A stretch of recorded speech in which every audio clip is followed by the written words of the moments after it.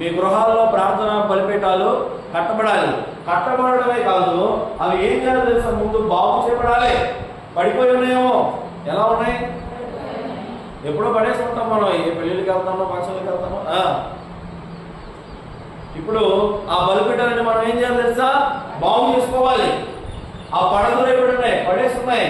వాటిని బాగు చేసుకుని వాటిని నిలబెట్టి వాటి మీద వాటిని కట్టించి ఆ తర్వాత వాటి మీద బలిని అర్పించాలి. ఆ అర్పించిన బలి ఏమవ్వాలి తెలుసా, దేవునికి అంగీకారమయ్యి అగ్నితో ఆ బలి ఏమవ్వాలి తెలుసా, ఆమోదించబడాలి. అగ్నితో ఆ బలి కోసం ఏమవ్వాలి తెలుసా, కాల్చబడాలి. హల్లెలూయా.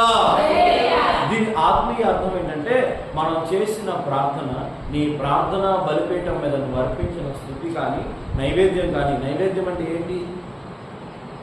మనం నైవేద్యాలు ఇస్తామా?